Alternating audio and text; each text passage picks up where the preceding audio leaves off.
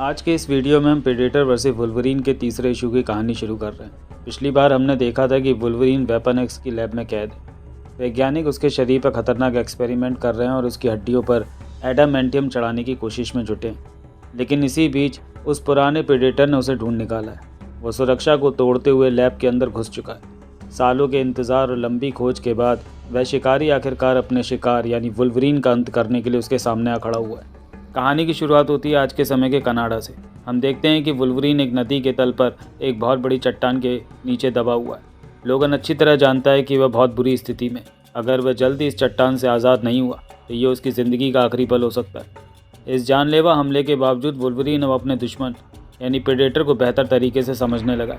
वो समझ गया है कि यह जीव उसे सालों से क्यों ढूंढ रहा है और वह किस तरह की एडवांस टेक्नोलॉजी का इस्तेमाल करता है। लेकिन लोगन को पता है कि उसे लड़ने के लिए किसी हाईटेक गियर या फैंसी हथियारों की ज़रूरत नहीं है।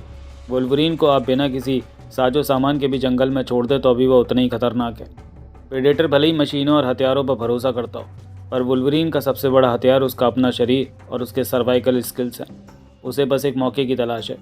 वुल्वरीन को यह एहसास होता है कि प्रेडेटर्स अपनी एडवांस टेक्नोलॉजी पर बहुत ज़्यादा निर्भर हो गए हैं। इसका मतलब ये नहीं कि वे ताकतवर नहीं हैं, लेकिन जब आपके पास बहुत ज़्यादा सुविधाएं होती हैं तो आप थोड़े घमंडी हो जाते हैं। ये बिल्कुल उस पुरानी कहानी जैसा है। खरगोश को अपनी रफ्तार पर इतना घमंड था कि वो हार गया। वुल्वरीन को लगता है कि प्रेडेटर का यही घमंड उसे ले डूबेगा। चट्टान के नीचे दबा वुल्वरीन बुरी तरह घायल है और उसका खून बह रहा है, लेकिन वह हार मानने के बजाय एक अनोखी चाल चलता है। वह जानबूझकर अपने बहते हुए खून से नदी के पानी को धुंधला कर देता है। पानी गंदा और लाल होने की वजह से प्रेडेटर की हाईटेक मशीनें और उसकी नज़रें वुल्वरीन को साफ साफ नहीं देख पाती। जिस तरह प्रेडेटर छिपकर वार करता है, अब वुल्वरीन ने भी खुद को पानी के अंदर अदृश्य कर लिया ताकि वह सही मौके पर पलटवार कर सके। प्रेडेटर का मास्क हीट सिग्नेचर को पहचानता है। ठंडे पानी के अंदर वुल्वरीन के शरीर की गर्मी उसे साफ दिखाई दे रही थी, लेकिन जैसे ही वुल्वरीन का गर्म खून पानी में चारों तरफ फैला, उसने एक हीट क्लाउड बना दिया। इससे प्रेडेटर के मास्क की स्क्रीन पर सब कुछ गड़बड़ हो गया और उसे वुल्वरीन दिखना बंद हो गया। प्रेडेटर ने जैसे ही वुल्वरीन को पकड़ने के लिए पानी में छलांग लगाई, उसे वहाँ कुछ नहीं मिला। वुल्वरीन उस धुंधलेपन का फ़ायदा उठाकर वहाँ से भाग निकलने में कामयाब रहा। कहानी एक बार फिर हमें सालों पीछे ले जाती है, उसी लैब में जहाँ वुल्वरीन को वेपन एक्स बनाया जा रहा था।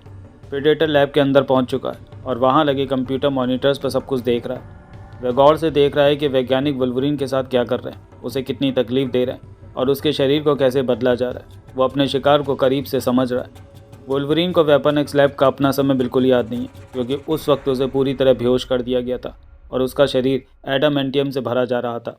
प्रेडेटर बेहोश वुल्वरीन के पास आता है और उसके शरीर की ऊपरी खाल को काटकर अंदर देखता है। उसकी पसलियों को देखकर प्रेडेटर हैरान रह जाता है, क्योंकि वहाँ अब साधारण हड्डियाँ नहीं बल्कि चमचमाता एडामेंटियम स्केलेटन है।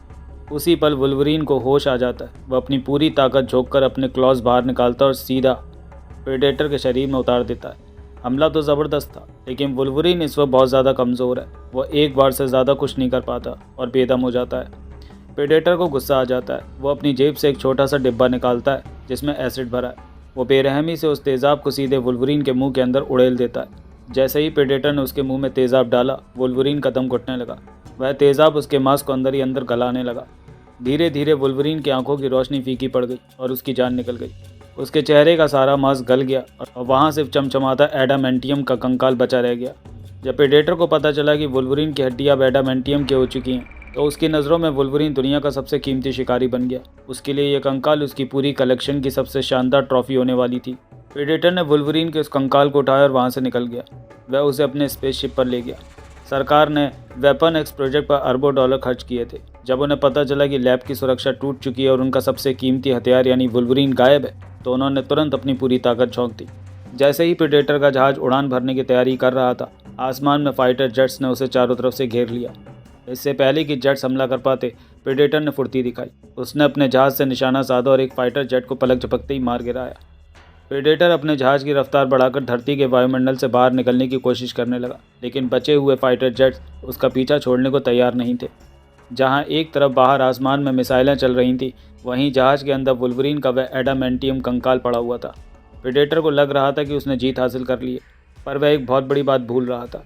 पीछे आ रहे दूसरे फाइटर जेट ने अपनी सारी मिसाइलें एक साथ प्रेडेटर के जहाज पर दाग दी। निशाना बिल्कुल सटीक था और एक के बाद एक कई धमाके हुए। हालांकि ये धमाके बहुत ज़ोरदार थे, लेकिन फिर भी वे उस एडवांस एलियन जहाज़ को नीचे गिराने के लिए काफ़ी नहीं थे।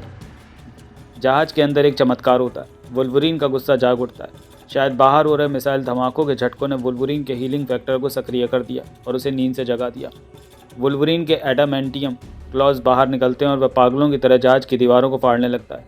वह जहाज़ में छेद करके वहाँ से बाहर कूद जाता है। प्रेडेटर के जहाज़ से बाहर निकलने के बाद वुल्वरीन सीधा धरती की ओर गिरने लगता है। जब वह वायुमंडल की परतों से तेज़ी से टकराता है तो रगड़ की वजह से उसके शरीर में आग लग जाती है। वह आसमान से गिरते हुए एक दहकते हुए टूटते तारे जैसे दिखाई देता है। वुल्वरीन जब ज़मीन से टकराया तो वहाँ एक बहुत बड़ा गड्ढा बन गया। उसका शरीर अब भी आग से सुलग रहा था और उससे धुआं निकल रहा था। जब प्रोफेसर थॉर्टन ने वुल्वरीन की बॉडी को बरामद किया तो उन्हें वहाँ मलबे में प्रेडेटर का एक मास्क भी मिला। प्रोफेसर ने उस एलियन मास्क की एडवांस तकनीक को समझकर उसका इस्तेमाल वुल्वरीन को कंट्रोल करने के लिए किया। इसी तकनीक की मदद से वे वुल्वरीन के दिमाग और उसकी यादों के साथ छेड़छाड़ कर पाए और उसे अपना गुलाम बनाए रखा। कहानी अब एक हफ्ता पीछे जाती है। वुल्वरीन अपनी धुंधली यादों और टूटे हुए इतिहास के टुकड़ों को जोड़ने की कोशिश कर रहा है। वह वापस उन खंडहरों में पहुंचता है जहां कभी वेपन एक्स लैब हुआ करती थी। वहां मलबे को छानते हुए उसे वही पुराना प्रेडेटर का हेलमेट मिलता है जो उसे उन खौफनाक यादों की याद दिलाता है। वुल्वरीन ने उस पुराने हेलमेट को एक खुले मैदान के बीचों बीच लगा दिया है। वह चुपचाप बैठकर अपने दुश्मन यानी प्रेडेटर के आने का इंतजार कर रहा है। इतने सालों के दर्द और लुका छुपी के बाद लोगन अब इस दुश्मनी को अपनी शर्तों पर ख़त्म करना चाहता है।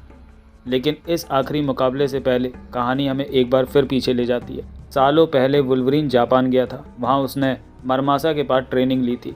मरमासा को दुनिया का सबसे महान तलवारबाज और तलवार बनाने वाला माना जाता है।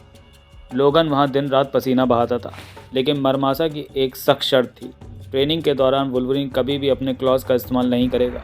मरमासा चाहती थी कि लोगन सिर्फ अपनी शारीरिक ताकत पर नहीं बल्कि अनुशासन और हथियार चलाने की कला पर भरोसा करना सीखे।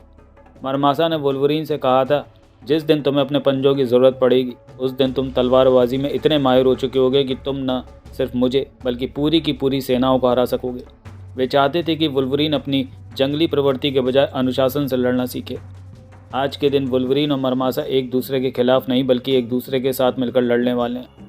वह प्रेडेटर जापान तक पहुंच चुका है और अपने शिकार यानी वुल्वरीन के सामने आ खड़ा हुआ है। अब वुल्वरीन को अपनी तलवारबाजी के हुनर को इस एलियन शिकारी के खिलाफ आजमाना होगा।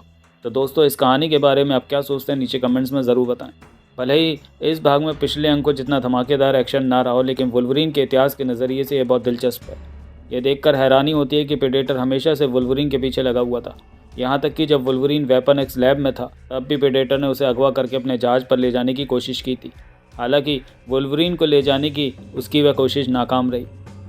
मुझे ऐसा लगता है कि प्रेडेटर शायद वुल्वरीन को मारना नहीं चाहता था बल्कि उसे ज़िंदा छोड़ना चाहता था। वो चाहता था कि वुल्वरीन पूरी तरह ठीक हो जाए और अपनी पूरी ताकत पा ले ताकि उसे दुनिया का अल्टीमेट शिकार मिल सके जिससे वह बराबरी की टक्कर ले सके।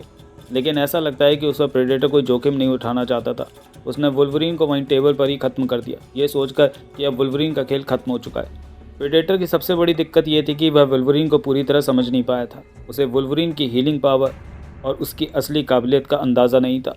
लेकिन अब उसे सब समझ आ गया कि ये उसके जीवन का सबसे बड़ा और कीमती शिकार है।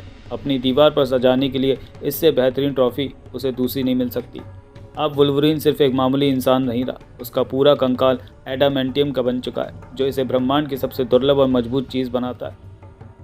प्रेडेटर के लिए अब यह जंग सिर्फ एक शिकार नहीं बल्कि एक ऐसी चुनौती बन गई है जिसे जीतना उसके लिए सबसे बड़े गर्व की बात होगी।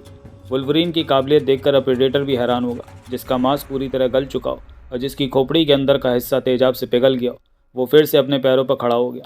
वुल्वरीन का हीलिंग फैक्टर इतना ताकतवर है कि वह लगभग राख से भी दोबारा जिंदा हो सकता है। मुझे नहीं लगता कि प्रेडेटर्स ने आज तक इतना खतरनाक और हार न मानने वाला दुश्मन देखा होगा जो मर कर भी वापस आ जाए। अब जबकि वुल्वरीन के पास अपना एडामेंटियम स्केलेटन है तो पूरी लड़ाई का अंदाज बदल जाएगा। अब प्रेडेटर के हथियार उसकी हड्डियों को आसानी से काट या तोड़ नहीं पाएंगे। यह सच है कि प्रेडेटर एक बहुत ही खूंखार योद्धा है। उनके पास दुनिया की सबसे बेहतरीन टेक्नोलॉजी और शिकार करने का सदियों का अनुभव है, क्योंकि उनका पूरा जीवन ही शिकार के इर्द गिर्द घूमता है। जहाँ प्रेडेटर के पास छिपने की तकनीक और लेज़र हथियार हैं, वहीं वुल्वरीन के पास कभी न खत्म होने वाला गुस्सा और अटूट हड्डियाँ हैं। यह जंग अब मशीन बनाम कुदरत की बन चुकी है। वुल्वरीन भी किसी से कम नहीं है, वह खुद एक बहुत बड़ा शिकारी है। और लोगन के बारे में हम सब एक बात अच्छी तरह जानते हैं, वह एक ऐसा इंसान है जो कभी हार नहीं मानता। अफसोस की बात यह है कि इस सीरीज़ का अब सिर्फ एक ही अंग बचा है। ये सुनकर थोड़ा बुरा लगता है क्योंकि ये कहानी वाकई बहुत मज़ेदार रही है। मैं उम्मीद कर रहा हूँ कि भविष्य में हमें ऐसी और भी कहानियाँ देखने को मिले। वुल्वरीन और प्रेडेटर की इस भिड़ंत ने सच में रोमांच को बढ़ा दिया है। मैं ये देखने के लिए बहुत ज़्यादा एक्साइटेड हूँ कि जब वुल्वरीन और मरमासा एक साथ मिलकर उस प्रेडेटर का सामना करेंगे तो क्या होगा। एक तरफ दुनिया का सबसे खतरनाक जानवर यानी वुल्वरीन है और दूसरी तरफ दुनिया का सबसे महान तलवारबाज मरमासा। मुझे नहीं लगता कि इन दोनों के सामने खड़ा होने पर किसी भी प्रेडेटर के बचने की थोड़ी भी गुंजाइश है। तो दोस्तों, आप इस बारे में क्या सोचते हैं? मुझे कमेंट्स में अपनी राय और अपनी थ्योरीज ज़रूर बताएं कि आगे क्या हो सकता है। अगर आप इस सीरीज़ में अब तक जो कुछ भी है उसे शुरू से समझना चाहते हैं तो डिस्क्रिप्शन में दिए गए लिंक पर क्लिक करें, वहाँ आपको अब तक की पूरी कहानी मिल जाएगी। बस दोस्तों, आज के लिए इतना ही। अब आपसे मुलाकात होगी प्रेडेटर वर्सेस वुल्वरीन के लास्ट इशू में। तब तक के लिए धन्यवाद।